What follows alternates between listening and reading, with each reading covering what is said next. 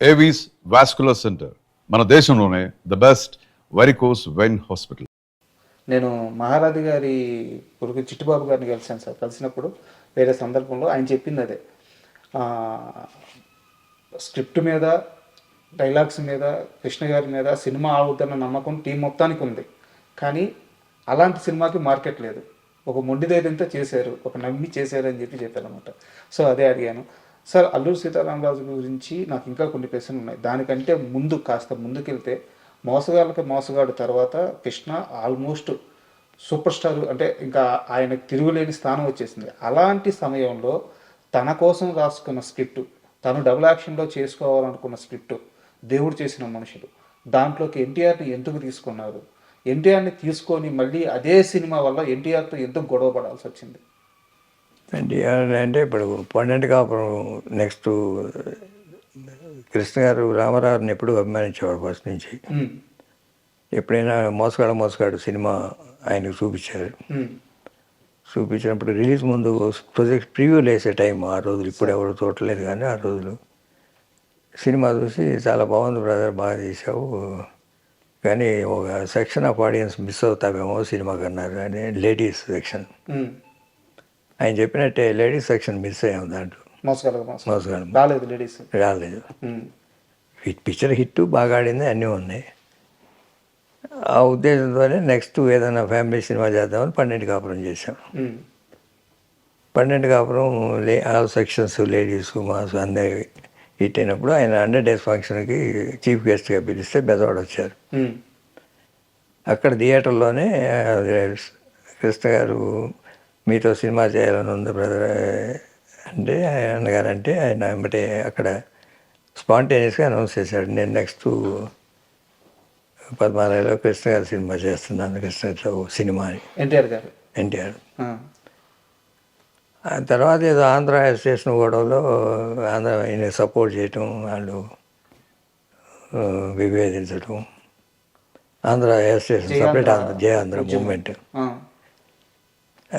ఆయన సపోర్ట్ చేసి hunger strike ఒకరోజు మెటాస్ పానల్ పార్టీలో కూర్చొని గవర్నర్ రిప్రజెంటేషన్ ఇచ్చి డొనేషన్స్ అన్ని కలెక్ట్ చేసి రైస్ పంపించాము.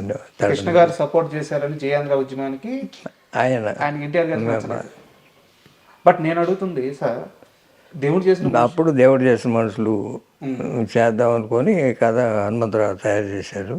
ఇద్దరు కలిసి ఆ ఫంక్షన్ రోజు, పన్నెండు కాపురం ఫంక్షన్ రోజు తయారు చేసాం. ఆయన చేస్తాను చేయట్లేదు అనే ఉద్దేశంతో ఇంకో పిక్చరు ఏదో ప్లాన్ చేసాం. ఓకే. బట్ ఆయన సడన్గా చేస్తానన్నారు. ఓకే. ఏమంటే సింగిల్ షెడ్యూల్లోనే చేసాం 45 days సినిమా. ఎప్పుడు అవైలబుల్ ఆర్టిస్ట్ అనేది తప్ప పలానా ఆర్టిస్టు ఉంటేనే సినిమా లేకపోతే లేదు అనేది లేదు. ఆయన డేట్స్ ప్రకారం ముందు జమున గారు హీరోయిన్ అనుకున్నాం, ఆ డేట్స్ అడ్జస్ట్ కాకపోతే జయలలిత గారిని తీసుకున్నాం. అట్లా జరిగింది సినిమా. అదే 100 days ఫంక్షన్ అయినాక దాంట్లో 100 days ఫంక్షన్ కాదు, మన రిలీజ్ అయిన పాటల పుస్తకాల్లో మా రాబో చిత్రం అల్లూరి సీతారామరాజు అని వేసాం. ఓకే. నెక్స్ట్ సినిమా ఆ రోజులు అది అలవాటు.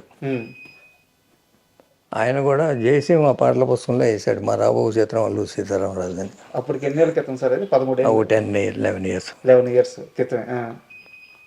వాడు తీరా అప్పటి నుంచి మేము పోటీగా తీస్తున్నామని చెప్పి ఆయన ఫంక్షన్ కూడా రాలేదు. దేవుడు చేసుకున్న 100 days ఫంక్షన్. కరెక్ట్, అదే సార్ నా క్వశ్చన్. ఫంక్షన్కి రాలేదు. తర్వాత అయిపోయింది, అది తీద్దాం అల్లూరి సీతారామరాజు చేయటం అంటే ఆయన పిలిచి ఏదో మాట్లాడటం. ఇప్పుడే పిల్లలు పైకి వస్తున్నారు, అది దాంట్లో లేదు, ఏమి కమర్షియల్ ఇంగ్రీడియంట్స్ లేవు, దెబ్బతింటారనేది. అంటే మేము రాసుకున్న స్క్రిప్ట్లో ఉన్నాయి కమర్షియల్ ఇంగ్రీడియంట్స్, మీరు రాసుకున్న స్క్రిప్ట్ మాకు తెలియదు కదా, మీరు ఇప్పటికీ తీస్తానంటే మేము మానేస్తానని కూడా కృష్ణ గారు అన్నారు. ఆయన లేదు దాంట్లో ఏమీ లేదని చెప్తున్నాను కదా, ఇంకేదైనా సినిమా తీసుకోండి, కావాలంటే కలిసి చేద్దాం, లేకపోతే తీసుకోండి అని. నేను మీరు తీయొద్దు అన్నారు. అది కరెక్ట్ కాదు, మన స్క్రిప్ట్లో మన నమ్మకం ఉందని మేము ప్రొసీడ్ అయిపోయాం. ఒక హిస్టరీ అంటే ఇది మీరు చాలా దగ్గరలో చెప్పలేదు, బట్ నేను అనుకుంటున్నాను అంటే తెలుగు సినిమా ఇండస్ట్రీలో అత్యధిక రెమ్యునరేషన్ ఇచ్చి కృష్ణ గారితో సినిమాలు తీయడానికి చాలామంది నిర్మాతలు ముందుకొచ్చారు, ఇచ్చారు అని చెప్తారు, నిజమేనా? అత్యధిక ఏముంది, అప్పుడు ఉన్న టాప్ రెమ్యునరేషన్స్ ఉండే వాటిలో ఈయన ఒకడు. సౌత్ అని కాదు, తెలుగు. తమిళ్లో పెద్దగా అప్పటికి ఎంజీఆర్ గారు పైకి వెళ్ళిపోయారు చాలా. సార్ తెలుగులో ఉన్నంత వరకు టాప్ రెమ్యునరేషన్సే ఉన్నాయి. అప్పటికి కృష్ణ గారికి, సోమన్ బాబు గారికి, రామారావు గారికి, నాగేశ్వర గారికి ఆల్మోస్ట్ మొరాల్లెస్ ఒకటే ఉండేవి. అంతకుముందు సెకండ్ గ్రేడ్లో ఉండేవాళ్ళు ఈక్వల్.